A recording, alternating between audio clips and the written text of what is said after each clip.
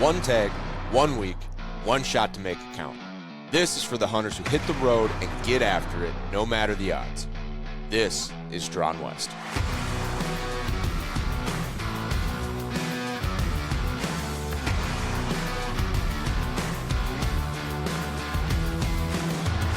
Welcome back to the Drawn West podcast. It's still kind of weird. I almost said the wrong podcast because it's so new. And, you do 150 episodes under one name and then you switch. It's like I almost screwed it up. But we're here in another Drawn West episode, and I've got my good buddy, Dan Mathews. I felt like it was tradition almost to have you as one of the first guests. You got me started in podcasting. My first ever podcast appearance was on your show. You were the first guest on $2. You got me into Western Rookie. You were the first technical guest that I hosted on Western Rookie in the truck while we were going to shed camp. And so I felt like it's tradition. We got to get you on Drawn West. Yeah, dude, we're just serial podcasters at this point. And we'll just keep it going every time. Doesn't that sound there's a change? It sounds like serial entrepreneur or serial angel investor, except those are probably cooler. Dude, I don't know, man. Podcasting is super awesome. Like, yeah, I think that this is becoming the dream for a lot of hunters is to, do content creation or podcasting. And I absolutely love just sitting down and talking. You know that, like when we go out any place or even on calls like this before, we'll just sit and talk hunting. Yeah. And so, what a better way to be in the industry than to just talk hunting, share hunting stories, talk about upcoming hunts. Like, it doesn't get better. There's so much to it. And it's like thinking about it's an easy genre to talk about all day. So I know you're big into golf. I'm getting into golf, but I've never had a desire to talk about golf for like 3 hours. Yeah. Like I'll ask you how you did, or maybe a question, or, I want to look up how to like fix a thing on my swing, but just to talk about golf for like 4 hours, like in the green room, we were talking about brands and gear, right? Like golf gear. It's like, how long are you going to talk about your 9-iron before you're tired of it? There's like some gear, but like hunting, just gear alone is like an endless pit. Yeah. Sure. There's times where I'll bring up a shot that I had golfing. Yeah. Like I had one about a month and a half ago, and I'm talking like 4 inches away from a hole in one. And I was super pumped about it. But what do I talk about on all the other holes? Like, I bogeyed and this that story's hole, done. Like you just told the whole story. The whole story is I landed this close. I'm like, the apex of the flight was this high and slight right to left. No, I don't. But when it comes to hunting, dude, I'll talk everything. I'll talk about the weather, about the height of the beans or the corn, what direction the buck came from. It had to jump a fence, or I've seen this buck for the past 5 years. I'm not going to be like, I've played this course for the past 3 years straight, and I'm really after that ace on hole 3. No. I've got hole 4 on a pattern, and and we're about to, I got the good weather. I got the wind I need, access, perfect. Yeah. I was actually in Shields out in Colorado. It would have been 2 years ago now. And the lady at the cash register, I went to check out. It was like last minute stuff for my elk hunt. And I get up to the counter and she's like, do you think people spend more hunting or golfing? And I was like, oh, hunting, no question. Yeah. And she goes, really? People come in here and they buy like $1,000 club set. And I just laughed. I couldn't hold it in. I laughed right in front of her. And I was like, this trip alone, like I just bought a 4-wheeler. I just bought my elk tag. Like I spend that much on one tag every year. Yeah. Your green fees for hunting are $1,000. Yeah. Yeah. And the membership fee of drawing a hunt is like $300 in Colorado just to hopefully get one of the big 3 eventually. And so I'm like, that's not even, I don't even get to participate for probably 20 years if I ever get drawn. Well, so you mean like your average person, it's it could be similar, right? Like if a Yeah. guy is a pretty avid golfer in the summer and he only hunts like deer out of his home state, could be pretty close, right? He's got Yeah. $1,000 set of clubs, he's got $1,000 gun. He spends maybe golf a little bit more with like greens fees because maybe the hunting is free, but like gas and stuff. But if you But I get think into like about, what we do, the traveling hunting and the oh yeah. trips, like I don't think it comes close. And then you go to like the extreme, like, okay, well, what about what's the most someone spends? It's like, okay, so the most someone spends, they're playing Mar-a-Lago every week. Sure, that adds up a lot. But some dude just dropped $1.4 million on a sheep tag in Arizona. Yeah. So, I I just think looked it up. across every I, levels. but I looked it up afterwards because I was like, now I'm kind of curious. Maybe I'm way off. Maybe people Yeah. spend way more. And yeah, it was twice. It was double the amount, almost exactly double is spent every year on hunting as it is on golf in the US. And and then once I actually started getting Really? into golf, because that wasn't until I didn't start getting into golf until this spring. Oh, And interesting. I mean, I grew up playing, but then once we were going to Jamaica, to this resort, and we went with another couple that we know super well. And he's like, dude, we should golf while we're there. I didn't even have clubs. So I was like, crap, I got to go buy clubs. Well, then when I went to buy the balls for it, he's like, oh, dude, those are the most expensive balls. And I'm like, oh, how much are they? He's like, dude, those are like $4.50 a piece. That's like And I try was, shooting a 338 Lapua. yeah, I was like, oh, well, the nice thing is I get to hit this ball And then get it back. potentially 30 times before I lose it. Yeah. And when I go to the range just to sight in or to shoot for Oh yeah. fun, I never get that round back.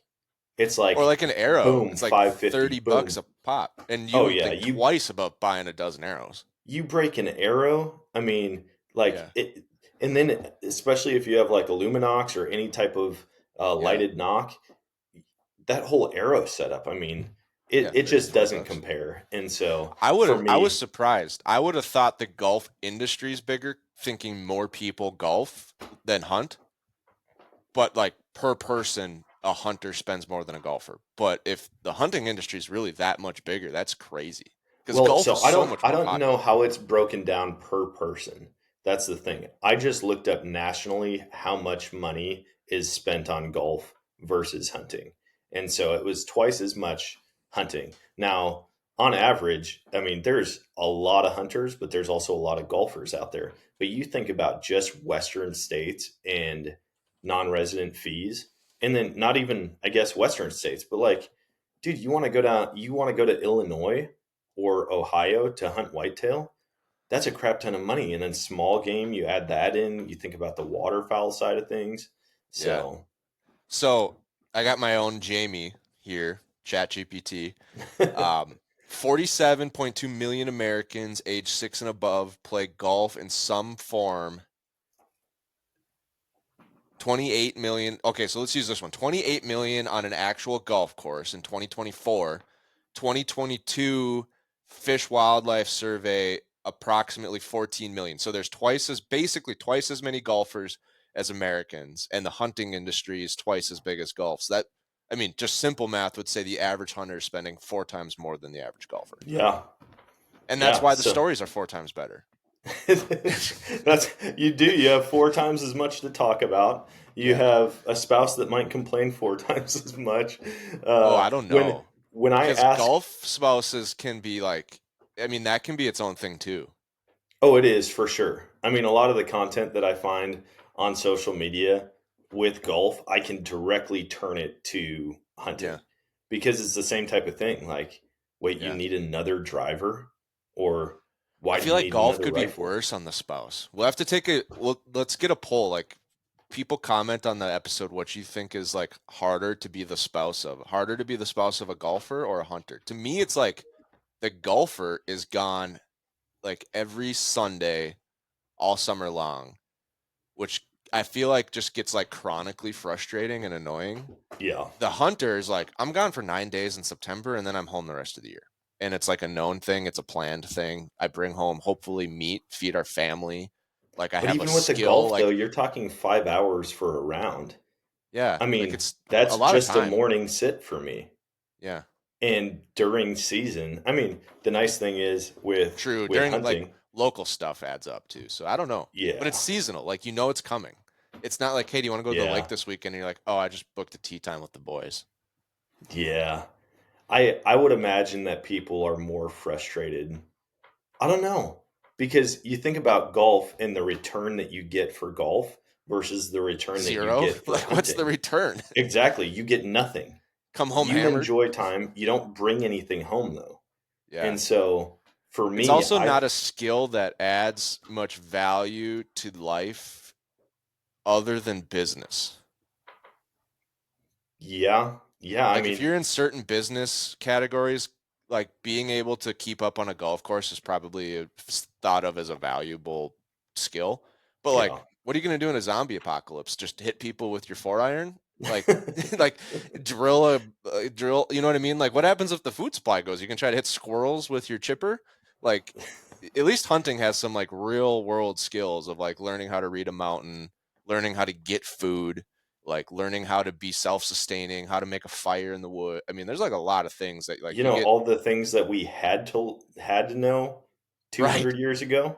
Yeah. Like, you can't set your golf balls on fire if you run out of gas on the side of the road in the wintertime. But if you're a hunter, solid chance you could figure out how to get a fire started because you've probably done it on a mountain. Hey, if you need to find water while you're hunting, just bring a golf club and a golf ball with you and And hit just it, hit it, and it's yeah. just going to Or land. sand. Yeah, If you need sand any or sand, water. yeah. Yeah, Yeah, no. I just don't think the return on it. And I mean, for people who don't like wild game meat, like that's not a perk for the Yeah. spouse. But I Although, just think man, that teaching your kids it, being out in nature. I mean, there's just so many more um, perks to being a hunter, things that you get from hunting than there is from golf. Not to mention, they did a study not that long ago, and it was the increased rate of cancer in people who lived within a half mile of a golf course, and it's through the roof. So it's like the the pesticides, the herbicides that they're spraying on that stuff. And I don't yeah, know not if good. it's changed recently or not, but it was like crazy. I think it was like a 400% increase if you lived within a half mile of a golf course in certain Yeah. types of cancer. So, yeah. So not only am I not getting healthier, I'm actually getting sicker by playing golf. Well, don't get me wrong. I still love golf. For sure. But there's like a list of like 30 things related to hunting that I will do first. And if I can't, like, it's rain, well, raining doesn't work for golf either, but like food plots are planted, there's nothing to do for tree stands, trail camera, like it's like boom, like all the way at the bottom. It's like, all right, I'll go golf, I guess. Yeah. And I still like it, but yeah, no, it's imagine if people golfed the way they hunted the West. Like, I've been building points for 4 years to draw Mar-a-Lago tee time. Oh my gosh, dude. It'd be crazy. But like there are those courses that people want to play. Not to make Yeah, this like a 50-50 golf and hunting episode, but no, like I know a guy personally, they did a guy's trip to Scotland and they went for like 7 days and that'd be golfed sweet. a ton of different courses in Scotland. That'd Now, be if I sweet. was going over there, I would want to go out like with a Yeah. falconer and watch him like catch rabbits or do Do they have stag ferreting. in Scotland too still? I think so. One of the big things though is ferreting. So you hunt.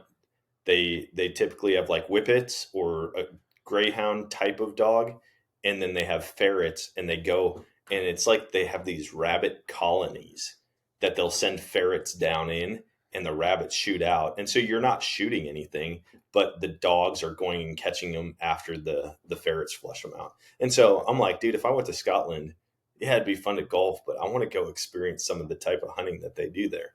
Yeah.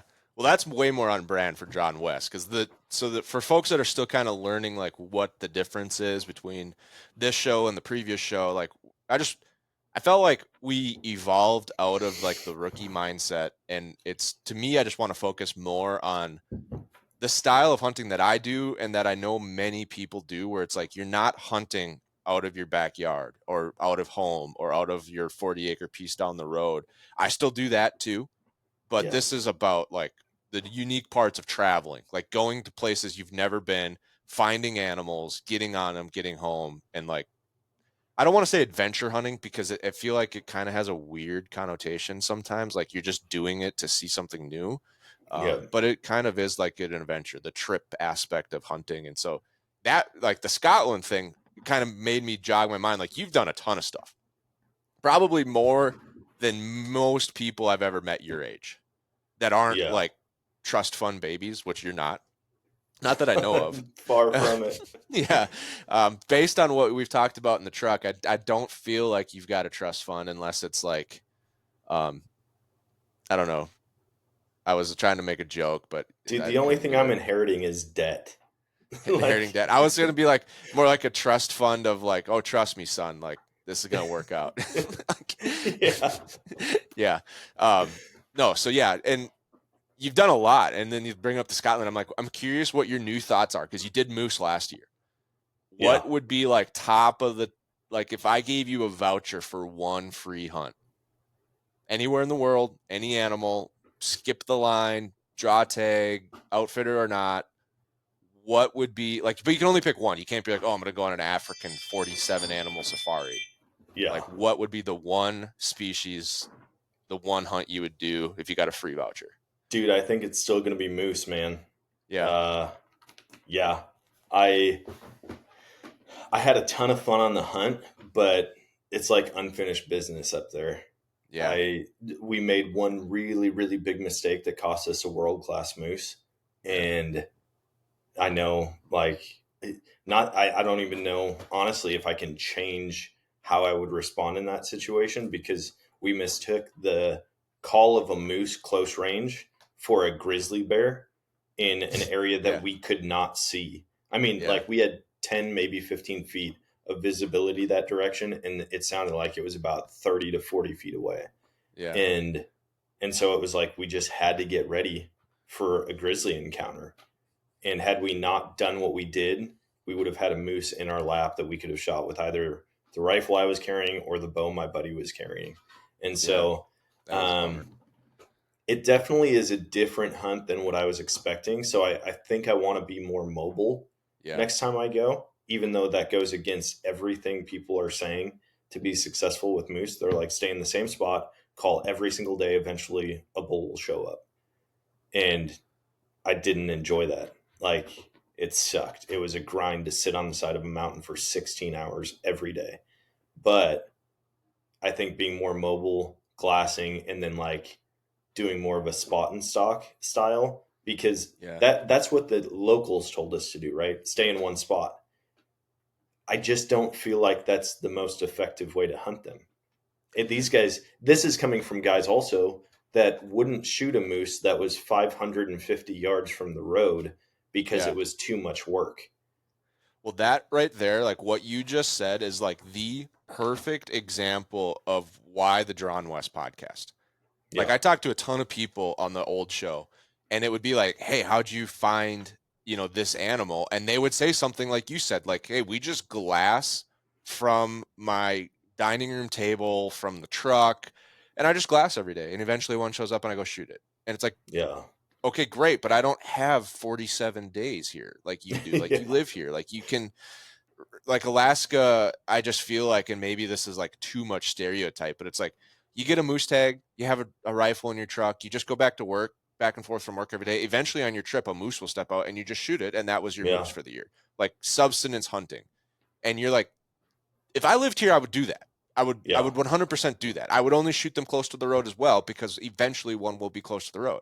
But when I only have 10 days, what works for people that live there doesn't always work for people that don't live there. And I think that's like the core of what like I want to accomplish with Drawn West, whether it's elk hunting, mule deer hunting, whitetail hunting. Like I don't hunt the farms I grew up on the same way I used to hunt them. Yeah. Because when I lived there, I could hunt every day. Now it's like I have a Friday night, a Saturday morning, a Saturday night, a Sunday morning, and I got to leave. Yeah. And sometimes I don't even get Friday night. Like I get 3 sits. And so I really got to like take risks. I got to push in. I got to sit the best spots, even if it's not the best acts. You know what I mean? Like you can't do it the same way. And that's exactly like where I think you're like, yeah, everyone that lives here says just sit and watch that hill for 16 hours and shoot one as he crosses the road so you can put it in the back of the truck And you're like, okay, yeah, that makes sense if I had that much time. Yeah, they wanted to shoot one close enough that they could winch it out. Yeah. And It's like I also don't have a winch, so I don't have a winch. We're in rental vehicles. Like we yeah. have to drive 2 hours to get to this area every day. And the the other thing we saw, we had a guy driving a pickup truck, and he had probably 25 feet of scaffolding coming out of the pickup truck, ratchet strapped down to the bed, and there was a guy sitting up in the top of it as he was driving down these roads because he could get above the brush line. And I'm like, dude, if I ask only locals for advice on how to hunt moose, I'm gonna like I can't get anywhere. Now they did drop some pins for us. They were like, hey, I would go check this area, and that's where we had that moose encounter. Their strategy for doing it after 6 days of sitting there actually worked. It did bring in a moose, and then that moose came back in the next day. And we didn't know it, unfortunately, until we were reviewing footage. But like, it worked. Yeah. But if I'm spending this kind of money and coming up to Alaska, do I want to? Do I want to essentially tree stand whitetail hunt for a moose? No. I mean, not unless there was more like tree stand whitetail hunting. I mean, imagine the hunt that could be. You got a little corner of a field food plot that there's like 8 moose just in.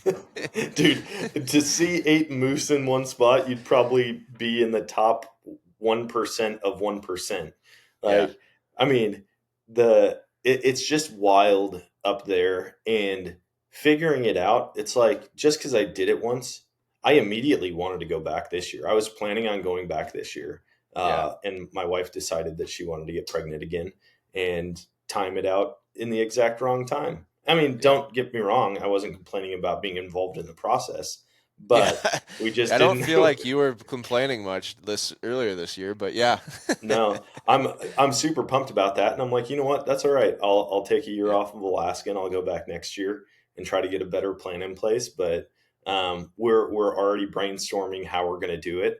Yeah. I've got a couple buddies, and this isn't going to help a lot of people out because they may or may not have friends that are willing to do this. But my brother-in-law and his boss were like, dude, if you ever need us to just like drive and haul something for you, like we'll do that. Like it'd just be fun to be around on a hunt, whatever. Yeah. And I was like, what if you drive my truck side by side, wall tent, all that stuff up to Alaska for me?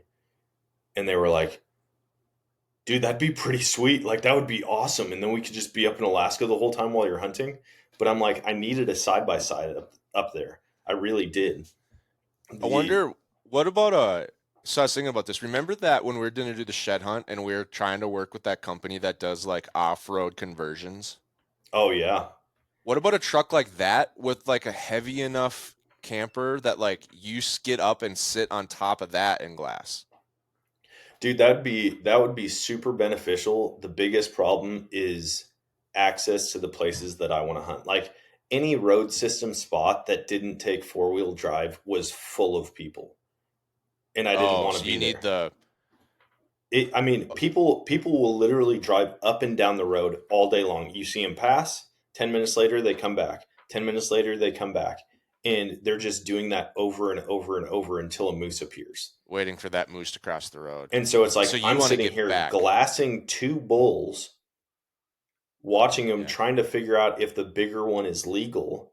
And people are just driving past over and over and over. And I'm thinking to myself, like, you guys could shoot either one of these because you don't have any size restrictions. I do. And Can then you? even go Oh, ahead. sorry, I didn't mean to cut you off. I have an idea Yeah. for you. Well, you can finish. I won't forget it. Oh, no, I was like, eventually we offered the moose to these people that were passing. And I Yeah. was like, dude, there's 2 bulls bedded now right here. If you want them, like, I'll show you, like, they're on my phone scope right now. And so they came and looked and they're like, oh yeah, we might make a play on those. And then we caught up with those guys later on because we left. We're like, we're going to go find another bull somewhere.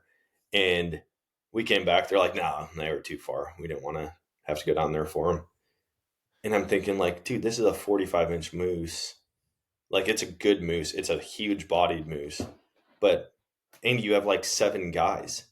Yeah. But they didn't One want to, trip. they So didn't want to go. that's my idea. Did you ever have Mike Yoder on your podcast? I didn't know. You know who he is? No. Is He's he? drone The deer drone guy? recovery. Yeah. Yeah, And so he okay. started with a drone that has like epic infrared and camera. Like he could do like 200x zoom on your bedded buck and be like, yeah, you shot him in the liver, so go back tomorrow.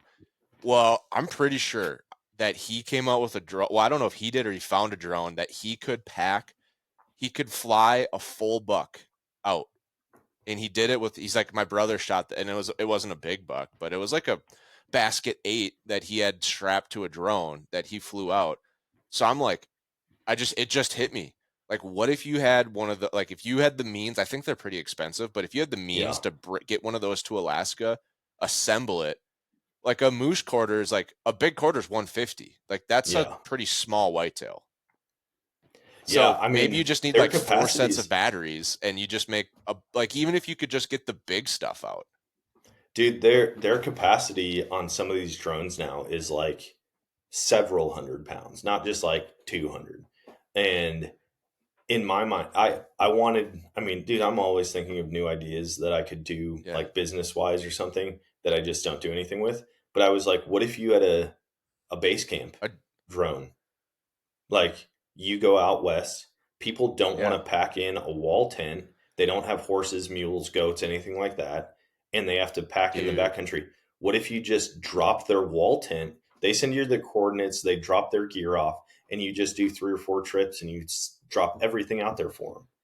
And then, or just like a pack out service with a drone. Yep. I think the pack out service is a thing now. Like packing out animals, quarters, whatever. But yeah, I've seen those videos where guys are literally, I mean, they've got a mule deer hooked by the antlers and they're just flying the whole mule deer out just like that.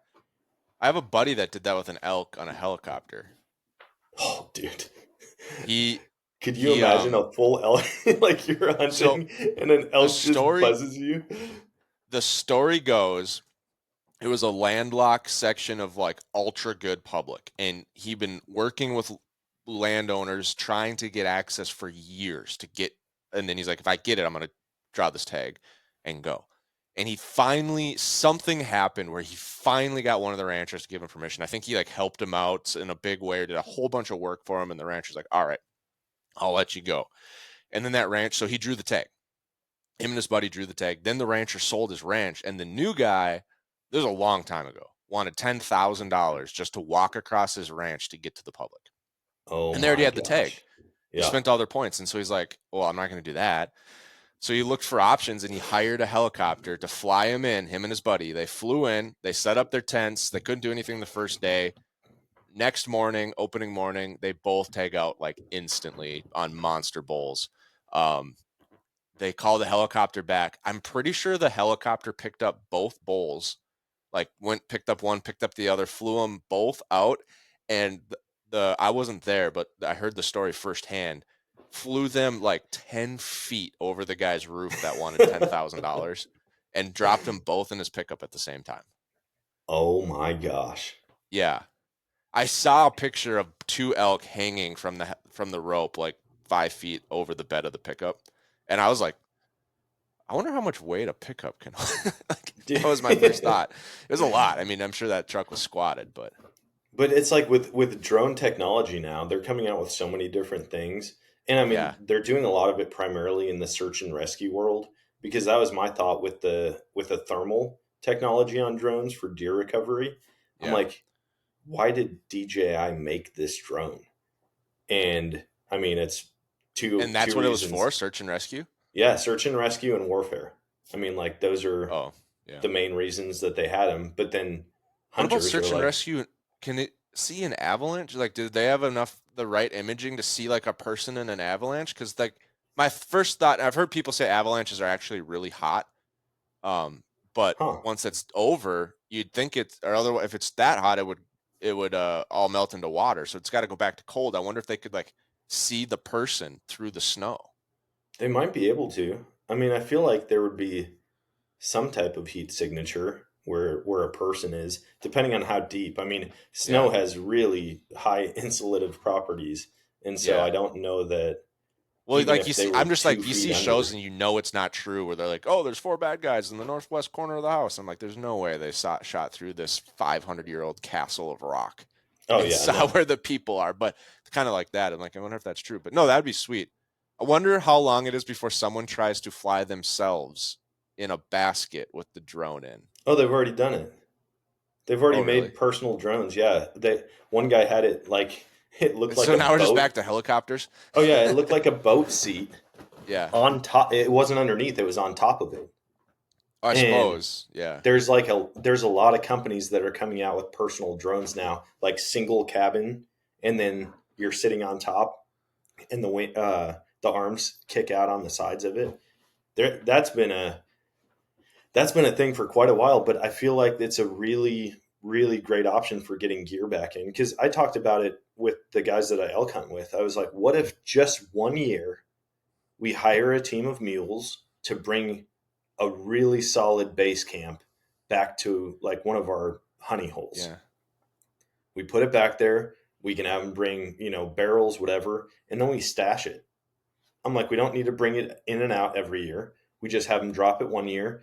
After 5 years, when we need a new set, we have them come drop off a new set, take the old set out, I feel because like that's that's one of probably the. illegal if you asked, but I bet a lot of Yeah, I people do. feel I don't know. We didn't get far enough to look at the legality of it, like leaving it out. But I'm like, even if we hired them to pack camp in, like people do that all the time.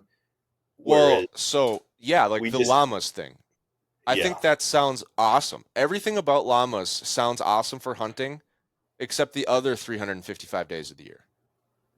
yeah, Like, I live in Minnesota. I don't want a team of llamas. I think it would be great to hunt and just, have a string of llamas everywhere I go to pack animals out. But like, realistically, I don't want to do that. Now, I know you can rent them. Someone's going to write yeah, and be like, oh, you just rent them. I'm like, yeah, but now you're paying, like, I don't know how much it is. It's not cheap. They don't give no, those llamas away.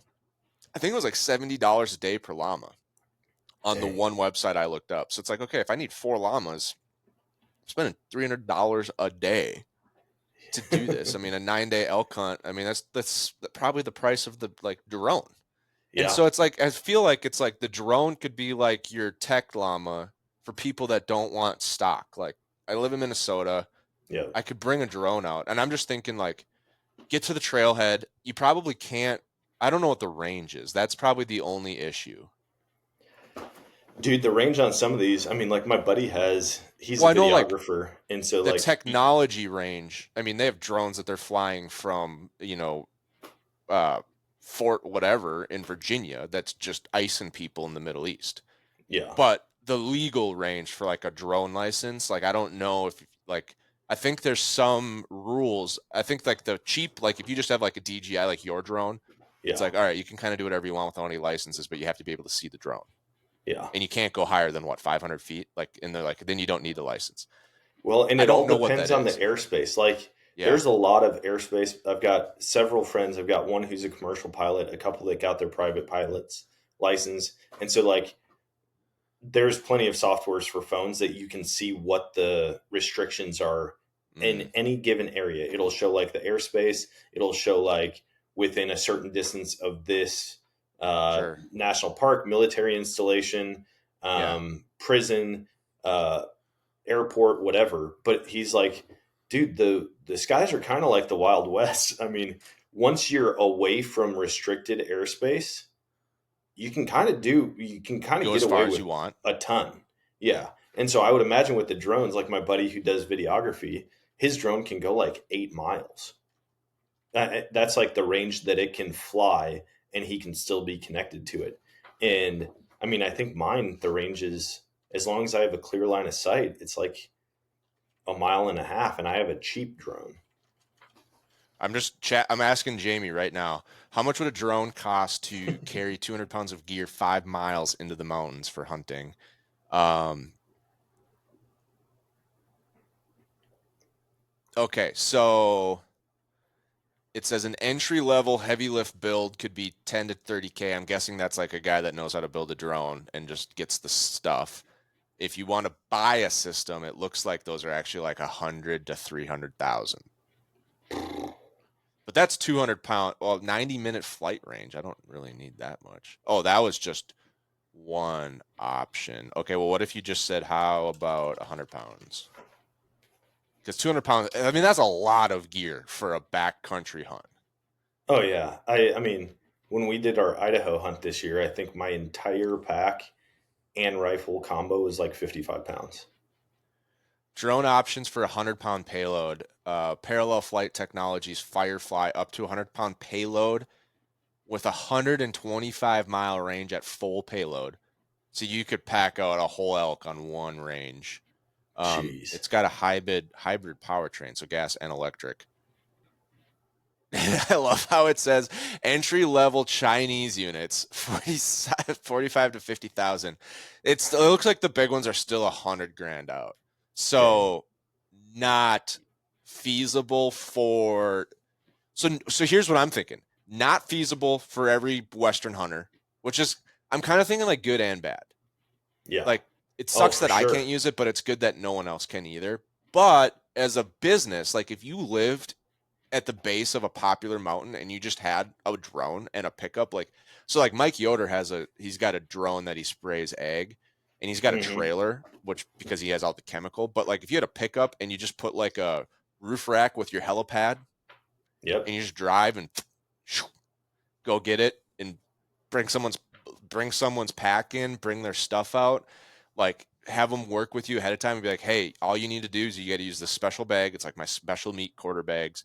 They have like 2 big hooks on the top that you like put together. It's like, give me the pin, make sure it's like open 50 feet around it, and give me that pin. And then I'll just fly down, hook each one, lift them up, and just, if you get it set up the right way, it could be so sweet. Well, and that's what a lot of people think is, oh, well, I could only use that as a business for this amount of time. But like you said, the ag spraying, a lot of places are going to that, especially the autonomous drones that will just run the path you don't have to control. It just goes and does its job, and then it comes back for a new battery. It comes back for new fuel. It's just like everything that helicopters were at one point, drones are becoming. And if you can figure out a way to monetize it out of season, it's a brilliant plan. So it's a terrible plan for you and I, because we don't want to be running a drone business in September. We want to be the customers. Yeah, I don't want to be doing any type of work in September. Yeah, I want to be shooting elk and having drones pick it up so I can go shoot the next one. See, and part of me is like, man, I feel like one time for dropping camp might not be a bad idea.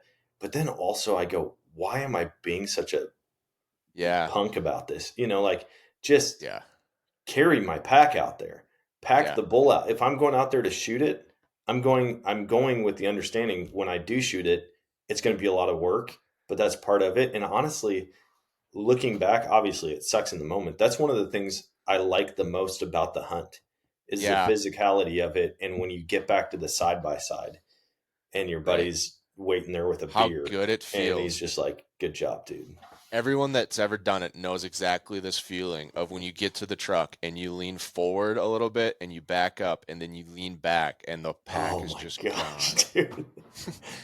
It's like, dude, if you could bottle that feeling up, it's like a drug, man. Just taking your pack off and your whole body is like, oh, wow, this is what real life is like again. No, you're right. You're 100% right. The point is not to be comfortable.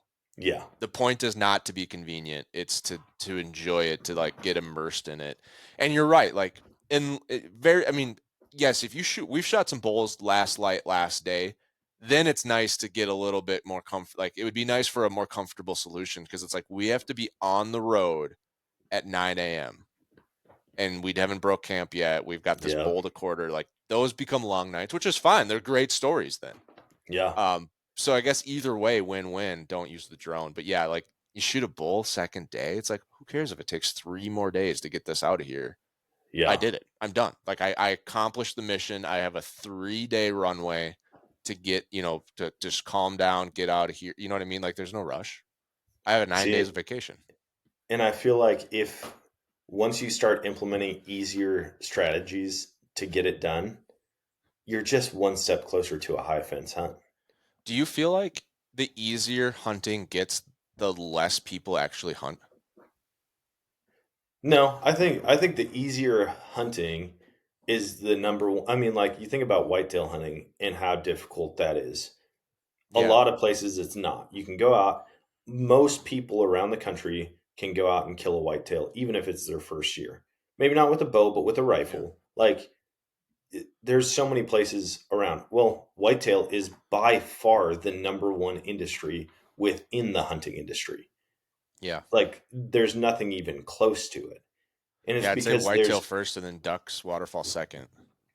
I think it's whitetail, turkey, and bass are the Oh, three well, big ones. the fishing industry is bigger than the hunting industry. Yeah, but I like, just looked that up because there's so much like offshore, inshore, oh fly. yeah. But yeah, no, Well, whitetails in the in the hunting commercial industry. fishing is like, but Yeah. within the hunting industry, I think it goes whitetail, turkey, but I Okay. think waterfowl is coming up pretty quick. Gotcha. Um, and so, Well, what if I you don't like think put it I this don't way? think What if you hard shot? hunting. What if like every time someone went out, or like you shot a booner, like it's like every time. Like I know like the juries shoot booners every year and they still love it, but like the average person, if success gets that easy, or like every elk hunt you always tag out, do you think like eventually a majority of people just like kind of lose interest because it's like like Yeah, it's farming at that point. yeah, like there'll still be Like I, diehards, but I just feel like the easier things get, the less people actually do it. Well, but if it was booners, because you think about like talking to old timers and shooting bucks the size of the ones that you and I probably shoot on a yearly basis, or could shoot on a like you think of 110-inch 8 point. Yeah, There's a good chance you've got an opportunity at multiple of those this year. sure. I Yeah, will probably have multiple shots at those. You talk to somebody 50, 60 years ago, and that's like the trophy buck for their yeah, hunt camp. yeah. And so I think the scale just moves. I don't think Mm, people lose interest. I think the gotcha. scale moves and Boone and Crockett adjust their scale. And it's like, hey, it's not a 180-inch deer or it's not a 140-inch deer. Now it's 220 to get in a Yeah. club because everybody's shooting 180-inch deer. Yeah, that makes sense. I guess yeah, because I do know the opposite. Like with elk hunting, like everyone started hunting in COVID, and then a lot of people realized like, oh, it's not as easy as Instagram makes it look, and Yeah. then they quit going, Yeah. because like access or just didn't take out. It's like, why am I spending this much? Like, if you don't love the chase, it's hard to sustain hunting. Yeah. I Like if mean, you're we only joke in it about for it. the payoff of like getting an animal, like good luck becoming a sustainable elk hunter because there's not a lot of payoffs. Oh, yeah. And we talk about it at camp all the time. Like, if I were to wake up tomorrow, walk out of my tent, and there's a bull just standing there 80 yards, I can drop it and be done hunting. Would I? I For would. me, the answer, I mean, if it's a monster, yeah, probably, but I wouldn't feel good about it. You know I what I wouldn't I wouldn't Here's what walk I would away say. going, "Man, I hunted that animal." No, it just showed up. I think I would like here's why though. Because I've been on so many elk hunts where you don't even get an opportunity. And Yeah. so like for me, it's like I dream for the elk hunt where we show up, set up camp. My buddy did this one time. Ben Schaefer, one of my elk hunting buddies, good buddy. We get to elk camp. It's like we pull in at like noon on a day we're not even supposed to hunt, where there's maybe set up camp and if we can scout. And we get camp set up like 3. And so we go out just to kind of scout some quick spots by camp. Get back to camp and they're talking about this bull. And I'm like, you guys saw a bull? And they're like, Ben shot a bull. I'm like, Ben shot a bull tonight? He's like, yeah, it's in the freezer. I'm like, it's already out? Like, holy smokes. And then the rest of the week, he was just going on nature walks with a bugle tube. It's like, I dream for that to happen because you would appreciate it so much after all of the, like, I've got a cumulative, like, 100 some days of archery elk hunting and I've never shot an elk. Yeah. So to have one, like, where it's just easy, I think you would appreciate it so much. But then that's like a one-time thing. Then you got to go But you back to wouldn't yeah, work. you wouldn't wanna do that year after year. No, you got to go back to work. You got to struggle for 7 more years, and then you would maybe appreciate another easy one. Yeah. You know what I mean? Like it's one of those things where it's like if it was every year the first day of season. Now there's some things where I treat that way, but I look at those as more like going golfing, like type 1 fun. Yeah. Like the point of this hunt is to have fun with the guys. We all shoot a buck. or someone shoots one day one, the rest of us shoot them day two. We sit around the fire, grill steaks, and laugh for the rest of the week. If it's a type 1 hunt, yeah, but elk hunting, it's like, there's some struggle, and otherwise you would never appreciate it.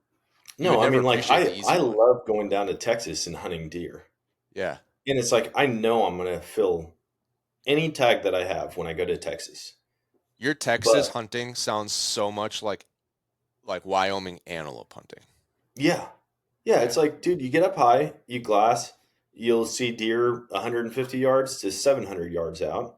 You wait for the one that you want to see or you want to take, and you shoot it. And it's like, I know for a fact that when I go down to this spot in Texas, I will fill all of my buck tags. I will fill however many doe tags I want. I'll have opportunities at probably some other cool animals, but that makes me love archery hunting in Missouri, chasing one buck that I've got 3 years of history with that much better. Like, dude, I just barely missed him this night. I feel like he was just out of range, or he came in 5 minutes after I climbed down, or, so I have no hesitation with doing that. But for me, I think your elk experience and my elk experience are way different. I still have yet to go out archery elk hunting. Yeah. I haven't been on an elk trip yet that I haven't watched multiple bulls die. Like, been a part of the actual been there, done that. Yeah. And so it's like, for me, I really enjoyed it. I put in a crap ton of work for my biggest bull. Yeah. But I just said, like, dude, I'm going deeper than I have. I'm going to go find the big bull, and I'm going to shoot the biggest bull I've ever seen. Yeah. Or like I've ever taken. And I did it. And I did it on day one of rifle season. And that led to something else that was amazing, which was helping four other guys shoot their first bull. I was like, oh, dude, this is where it's at. Like, if I could do this every year, fill my tag right away, I feel like the pressure's off, and then just help people the rest of the time. Dude, that was a good year. We got 7 bulls in camp that year, and 5 of them were first timers. So that's a lot of bulls. Yeah. Everyone, maybe if times ever get tight, Dan, for you, which I hope they never do, but I feel like you could auction off your pins. When you say over the counter Colorado rifle, we're shooting 7 bulls in camp. I bet there's some people that pay a lot of money for your GPS. Dude, people would pay a lot of money for it, but also I would have to hire protection for me, because all the guys in camp they would collectively go in on it to buy it from you, so it doesn't get released. No, I feel like that camp's kind of, with all the different conditions. I mean, in the West, you always have the risk of wildfire, risk of winter kill, risk of a ton of different things. And now they're changing up the structure of how you can hunt Colorado. And so it's like, between a ton of different factors, it's making it way harder for us to hunt that area. Yeah. And I think that specific elk camp is going to, like, slowly die. But that happened another time to them before I was part of the group. They had a huge fire, and they just moved, and they found a new spot. And so I think the whole crew is going to move to a new spot. But, like, unless you are hunting with me personally, like, you'll never get a pin drop to that spot. All right. We'll auction off hunting partner privileges then instead. Dude, I have had guys. I've had guys now that have reached out, or wives of guys that have been like, "Hey, how much would it cost to come and hunt with you?" Or like, to have my husband come and hunt with you. Yeah, like, hey, I mean, he loves your stuff. He would love to get out on a hunt with you, and I talk about it all the time. I love hunting with new people, and so I'm like, dude, where do you live? Like, if you're close, just hit me up and let's go hunt. Like, I don't care, Now, if you're trying to get on my Alaska trip, that's a different story. But, like, if you just want to hunt, like, dude, let's go shoot some doves or coyotes or something.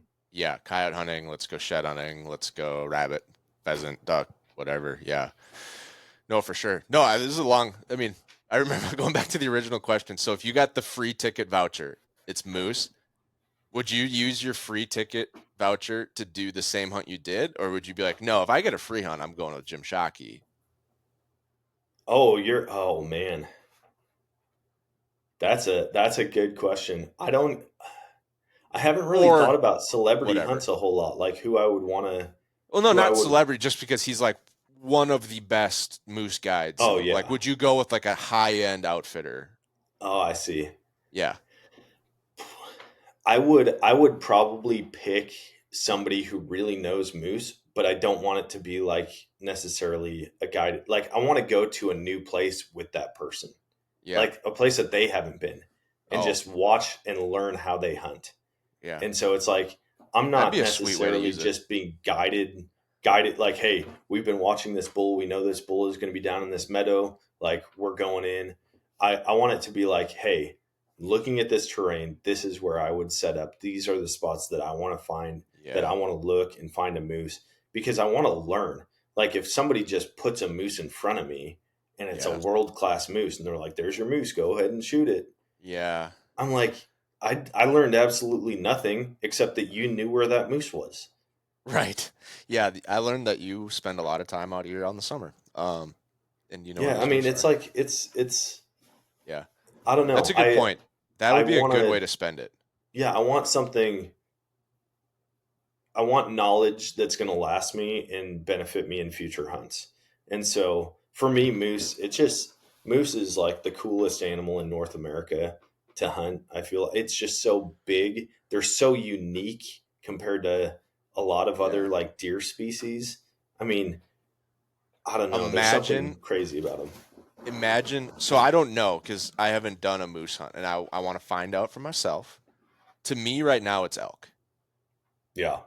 Were you thinking like the Gila, or were you gonna go hunt? I would think I really like the thought of like the Utah super limited entry with a guide, like Ryan Carter. We had a podcast with him a long time ago, and just like getting a chance to have like 40 bulls, get run over by 40 bulls in a week, and then shoot one at point blank range. Like, yeah, that would probably be mine. But a moose hunt, oh man, that could do it. I just don't have the drive for the sheep or goats right now. Maybe that'll change, but I just like, they look super cool. Don't get me wrong. I would love to have one on the wall just to look at and admire, but I don't think I'm a sheep hunter.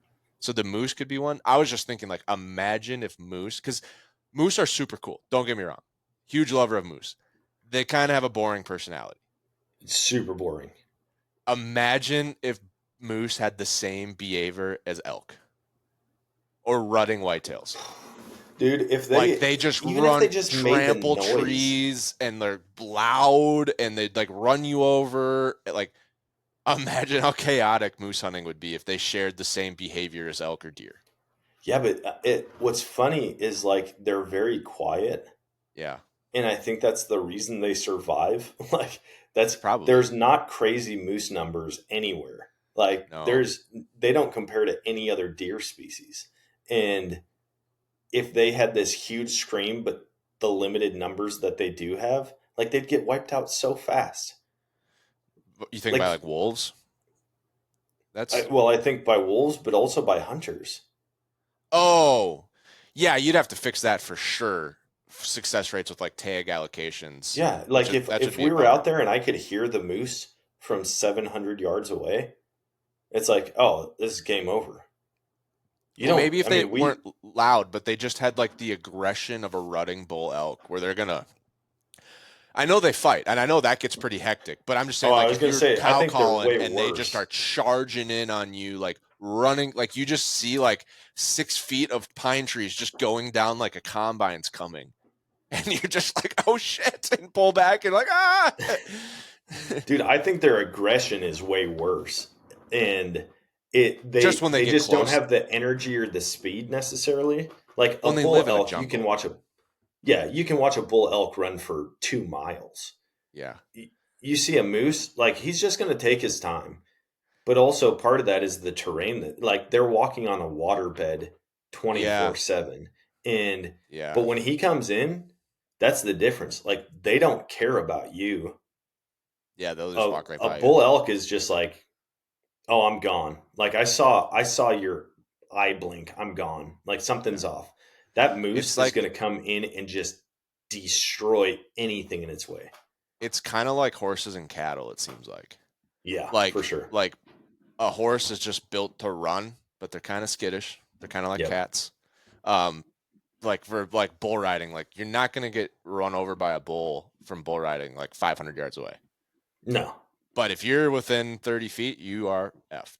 Hey, folks, just a quick break in the podcast so we can release another bonus code word for the Mathews Lift giveaway. If you don't know what we're talking about, you got to get yourself signed up because we are giving away a brand new Mathews Lift bow. You can get signed up for free with an email at our website, getdrawnwest.com/giveaway. And every time you hear one of these bonus code words and you email it to me, Brian@getdrawnwest.com, you're going to get 20 extra entries for the giveaway, all for free. There's a couple other ways you can also get bonus entries by following the podcast, subscribing, giving a 5-star rating, sending it to some friends, sending in what kind of bow you would pick. We want to make sure whoever needs the bow the most gets the best chance of winning with all these bonus code words. And this week's code word was actually sent in by one of the listeners. Somebody listens to the podcast and said, hey, since pronghorn seasons are opening across the West already, what about doing a code word pronghorn? And so that's what this week's code word is going to be. So thank you for that suggestion. This week's bonus code word is pronghorn. You heard it here, folks. Send that in to me.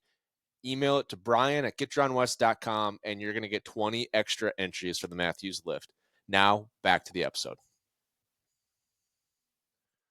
Yeah. Yeah, dude. And watching, I mean, just like seeing the muscle on an animal that size, even looking at the cows. I mean, we were in a parking lot with a cow and 2 calves. And I'm thinking to myself, like, dude, if she wanted to come over here, she could disable this car. Yeah. Like if she got mad enough, dude, a couple kicks on the hood and like this car isn't working anymore. Yeah. Yeah. Walk through the cab, like just walk through the glass. Yeah. If they could reason like we could and be like, they view it as like a brick. Yeah. But if they're like, oh, that's just like paper, like I can just punch right through that and kill that dude, we'd be screwed. Dude, if animals just ever all turned on humans, we'd be hosed big time. But well, they don't have thumbs, and it's pretty hard to operate an AR without a thumb. So yeah, but I think we'd still be screwed. Like, dude, but you'd still have to keep your head on a swivel. The amount of animals. I mean, think about they've made independent movies about this chaos. They made Birds, and that's just birds, not counting anything else. Then you think about Planet of the Apes. Like you have 2 families. That one's the worst because they do have thumbs. If they can figure out the thumb thing, then we would really be screwed. But like, we're super anything screwed. with hooves, you're like, yeah, if you get close enough to me, but my 300 Win Mag's really good at making sure you don't get close enough to me. Well, but think about, I mean, then you have spiders and ants and mice, things that are going to get into your house no matter what you do, and they want to kill you. You're dead in the first week, probably. Snakes would be the worst because they like those are little like tricksters. Like they'd be like, "Oh, I'm gonna wait and be patient." Oh yeah, like the mouse is just gonna kamikaze himself at you, and you're just gonna wipe him out with like a pellet pistol. Yeah, yeah. I mean, like, a mouse is like, yeah, dude, you just get a hockey stick, and all the mice. Yeah. A lot of mice are dead. But you can keep those things out of your house if you really wanted to. But yeah, no, if animals turned on us, it would be bad. I mean, like you see, like grizzly bears, like you see what happens when, and they're not even like thinking logically.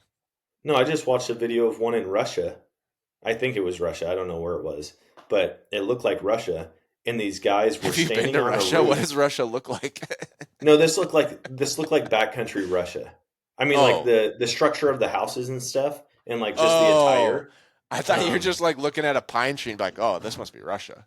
No, this was like in a village, like up in the mountains. And gotcha. These guys were standing on top of the roof, and there's this pissed off grizzly bear down below them. Well, the grizzly bear decided it wanted to be on the roof, so it got on the roof. And these guys are just running. I mean, running from this thing, diving off the roof in different directions. And it was like, it was probably only 5 feet from the back guy. Well, he ran down this stone wall that led off the roof, and the bear lunged for him and just got like took the stone wall like cheek, chest, across the leg, and like fell. And that was the end of the video. But I'm like, that bear still wants to kill them. And now they're Yeah. all on the ground with it. But I'm like, dude, that grizzly just scaled up onto a building Yeah. to chase these people because it was so mad. Now Now that imagine makes if a they lot of were sense why you coordinated didn't in that. instinctively run at that noise you made in Alaska, or that noise that you heard. Oh yeah, dude. The amount of warnings that we got from locals about the grizzlies that year specifically, they're like, dude, it's been more than we've ever seen. And I'm Yikes. like, huh, interesting. He's like, dude, I think one of the guys saw 6 already. And then his buddy who was hunting a different spot in the same valley had seen 5. And so I'm like, But 11 grizzlies. did you have locking tags for those? No, Oh, is no, a we brown couldn't. bear? Do you need a guide for brown bear in Alaska? Yeah, yeah, you have to have a guide. Locals can, I think they said they could shoot 2, and the tags are like almost nothing. Yeah. Isn't it wild? Like Alaska. So what did your locking tag? What could you have done? I know caribou and black bear are less than Caribou, moose. caribou, moose, black bear, and then wolf didn't require a Yeah. license at all. It was free. Didn't have to have a tag. Didn't have to have a harvest permit or anything. So it's like with one tag, if I had only bought a moose tag, I could have killed 3 different species using that tag. Right. Isn't that wild? Like Alaska's just like, yeah, if you buy a moose, but you can shoot whatever. Just like let us know. Oh Like yeah, imagine if Colorado's like, oh yeah, buy this elk tag, but if you see like virtually anything else, you can shoot it. dude, it'd Like be. just the harvest, the number, like everything would be so jacked up so fast. Or what about if you could just buy an elk tag every time you went? Right. You can't even hunt elk the whole year. You have to pick your weapon and your week, and Yep. that's it. And you can't shoot for the most of the time. It's not either sex in Colorado. It's bull or cow. Well, with the Like moose in the tag up archery, there, yeah, it's bull or cow. with the moose tag in Alaska, all I have to do is get another permit, a printed paper permit, if I want to hunt a different area. So it's not Yeah. like I only had one unit that I could hunt. They said every unit that you can hunt that you plan on hunting, just get a harvest permit for that unit, Yeah. and it cost me nothing. Yeah. So The it's like you locking buy tags the are tag free. and you can Like really hunt anywhere you want as long as it's a you. pretty good testament to like right moose numbers are bad, but just how much game versus hunters Alaska has, where they're like not concerned at all if all of our moose hunters shoot caribou instead. Oh yeah, dude, we could have shot 1,000 caribou, and I'm not exaggerating. Like it, gosh, man, that's another hunt that I'm super pumped about. But I'd like to figure out a different way to do it because apparently Yeah. when they are in season, you're dodging bullets when you're hunting caribou. They're like, oh, dude, Yeah. everybody shows up on 4-wheelers side by sides. You'll be cleaning a caribou, and more caribou are like 50 yards above you on the mountain, and people Shooting 300 down. yards away are shooting at them. Yikes. And I'm That's like, scary. ugh, Yeah, I think you'd want to fly in, like be in your own spot. yeah. Yeah, that's what I was really looking forward to that. And we got fairly remote a couple times. Like we felt like we were quite a ways away from anybody else, but I want to be farther in the Yeah. backcountry. Fly And so in. yeah, that's what it would be. Probably a fly in float out hunt or a fly in fly out hunt. Fly in, boat. My father-in-law's doing moose this year in Canada. He's flying into a lake that they've got a cabin and a boat at, and then you basically hunt that like 15-mile lake, Oh, that's sweet. like Well, like how you would hunt spring black bear. yeah. My buddy Daniel, I mean, he's been telling me for a while now. He asked if I was coming back up this year because we went up the river in the boat with him for a day and a half. And he's like, dude, let me know and we'll plan it out to where like we can get you out on a proper hunt in the backcountry. And so it's like that's going to be a fun hunt. And then I had another guy reach out about coming up and hunting black-tailed deer and black bear on Kodiak. And they've got a huge boat. Like Yeah, we'll be sleeping on the boat at night, but like going back into the coves and trying to find giant that'd be black bear fun. and black-tailed deer. So it's like there's really, really cool opportunities and I mean like the black-tailed deer, people can legitimately go to Alaska and hunt a species of deer for almost nothing. Like you can get plane tickets Yeah. for $500-600, and then the deer tag is 300. Yeah. So, like, very unique opportunity. And are you doing Texas again this year? Yep, I'll go back to Texas this year. I'll go to Wisconsin, probably for an archery hunt. I think I've missed 3 rifle seasons in my life in Wisconsin, but I think this is going to be number 4. Yeah. Just Just because with the the baby's due like dates. right in the middle Yeah. of it. So, Oh, in the middle of it? I thought it was earlier. yeah. Well, we'll see. I think it's due. It's due like during Wisconsin rifle season, but she'll probably go a week and a half early.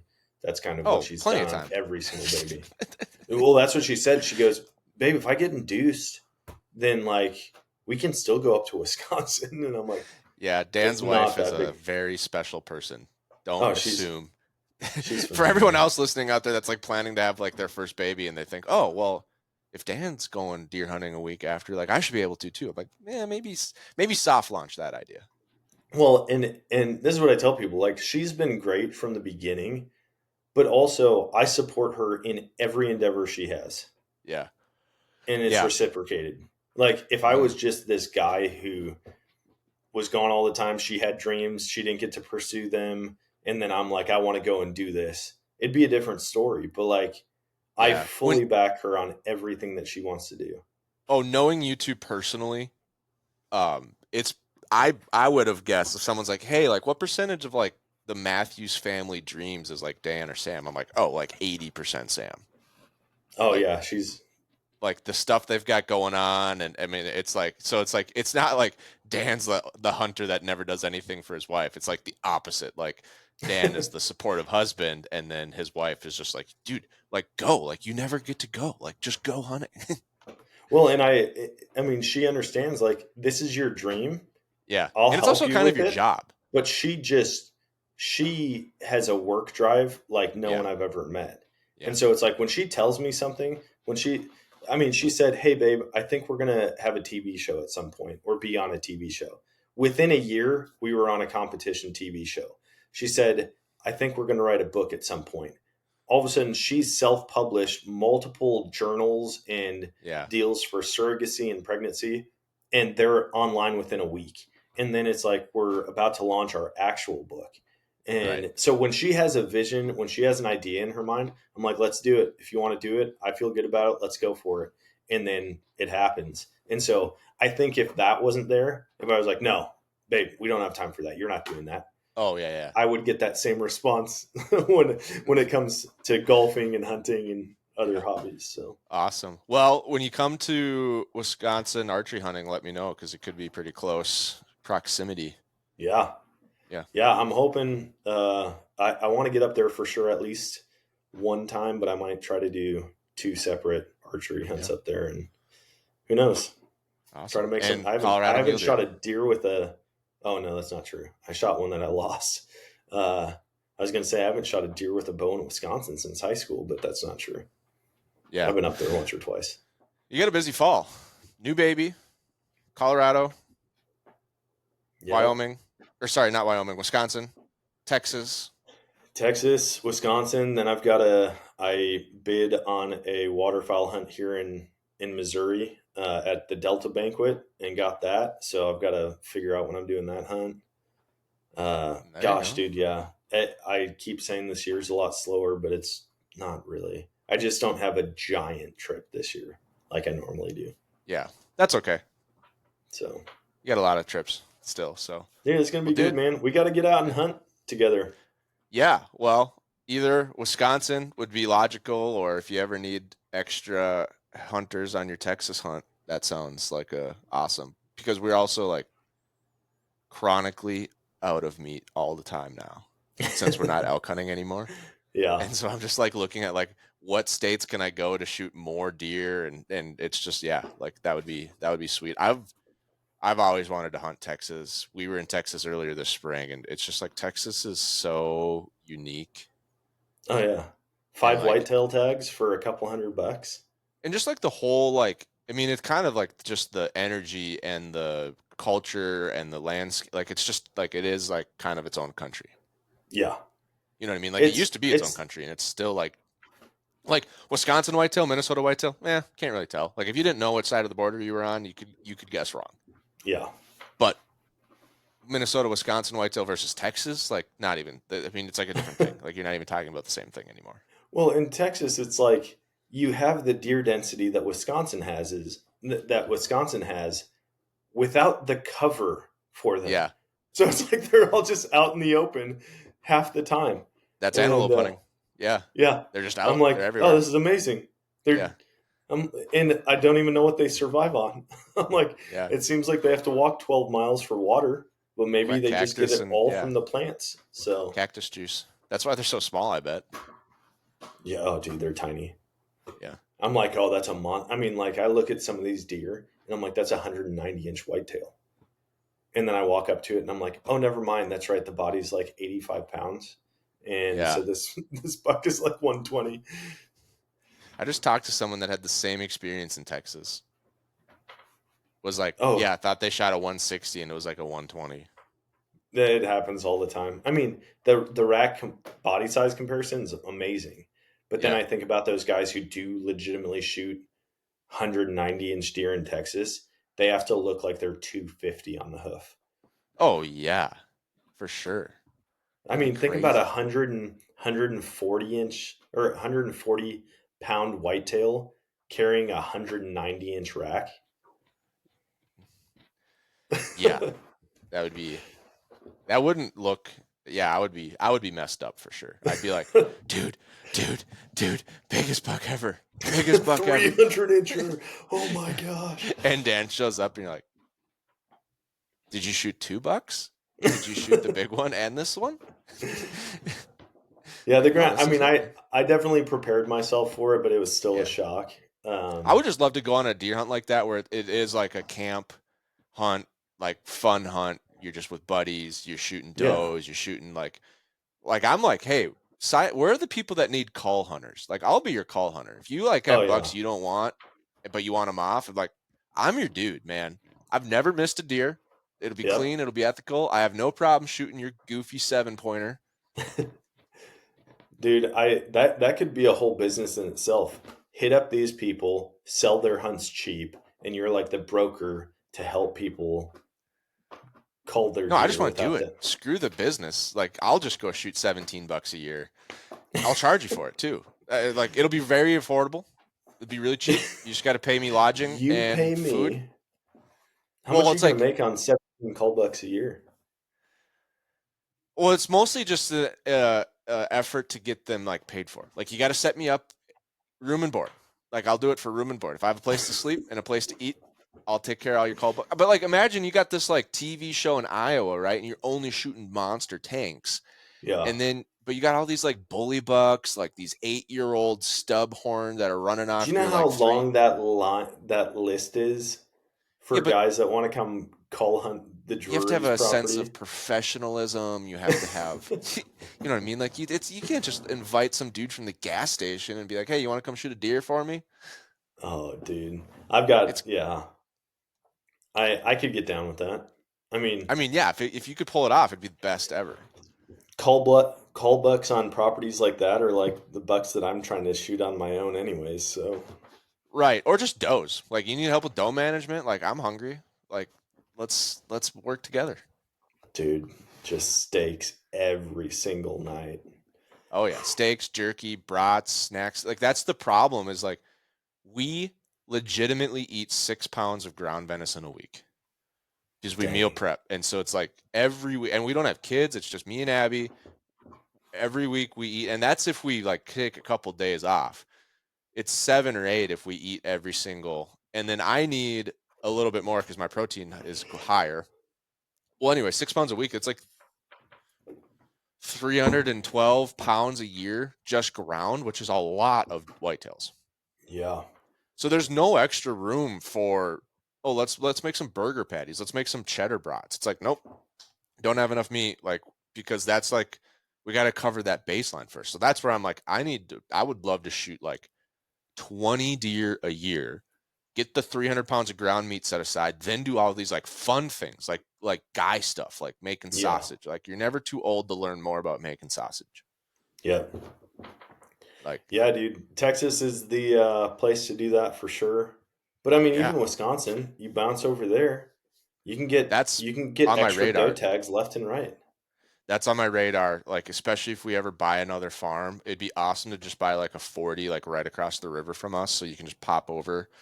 It's not going to be like the best parts of Wisconsin by any means, like not as good as where your family's from or like anything like Buffalo County, but just like an opportunity to get another good buck, like a 120 to 150, not picky there, and then just does. Yeah. Yeah, dude, the does. I mean, Wisconsin does a really good job of offering extra doe tags almost every year in most Yeah. counties. And I mean, Yep. I've seen them as low as $3 a piece. And that's Right. for residents and non-residents alike. You can get I'd be like the your guy that, initial. you know how everybody's always worried about their buck to doe ratios? Like, Yeah. oh, we've got like a 1 to 5. Like, we got to get some more. I'd be like, dude, I got like 5 to 1. Like, my bucks are starting to turn a little sus, a little bit. They're starting to march in the rainbow parade because there's just no does around. It's just like, dude, there's nothing else. Oh my It's gosh. like, hey, Yeah. November comes. I don't have any options. Yeah. Dude, just a bottle of Tink sitting out there and you Yeah. got $20 and they're like, All of finally my a decoys female. have holes in them. You're the one you're the hunter that gets the video of like a doe and like $12 all on top of it. Just stacked.